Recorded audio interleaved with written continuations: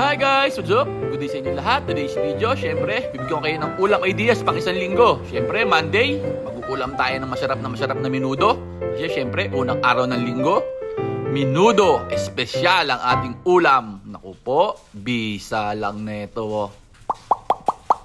Sarap neto. Tapos ngayon, pagtungtong ng Martes, papasukan mo ngayon ng, syempre, mag-i-ista ka na. Kaya seafoods, yan, no?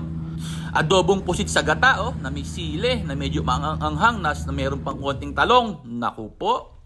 Siyempre, ibabalansin natin yan para masarap, oh. Kupo, inam mo yung gata, oh. Naglalangis. Bisa sa kanin yan.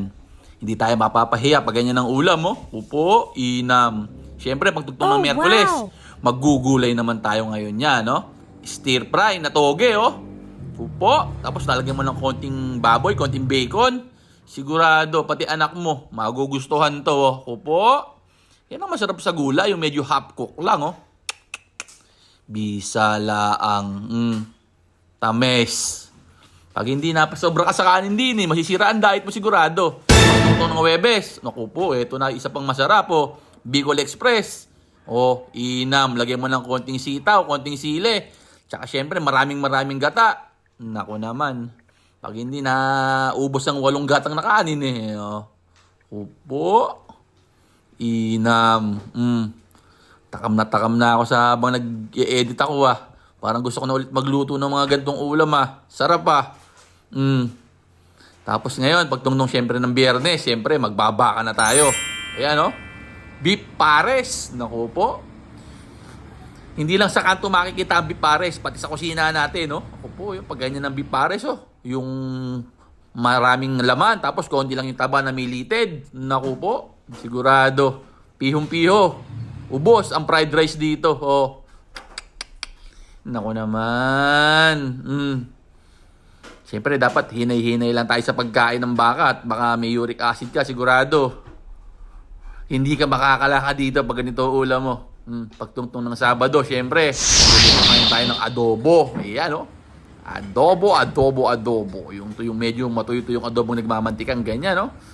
Upo, tas yung mantika niyan, ilalagay mo sa mainit na kanin. Naku naman, ayan, oh, yung mga ganyang mantika, oh. Ihahalo mo sa kanin. Tas magsasaw ka ngayon sa patis na may sile. Naku naman, sigurado, sira ang diet mo dito. Bisa nito sa mainit na kanin. Tsaka itong adobo na to mas masarap pag mentras iniinit. Yung mentras natutuyo. Naku po. Sigurado, mapabarami ka ng kain dito. At syempre, pagtungtong ng linggo, magluluto tayo ulit ng gulay. Hindi ko alam kung gulay ba to o baboy. Hindi ko alam kung anong tatawag ito. Ginisang sayote na may giniling o giniling na may sayote. Kayo na bahala kung ano sa tingin nyo to. Opo.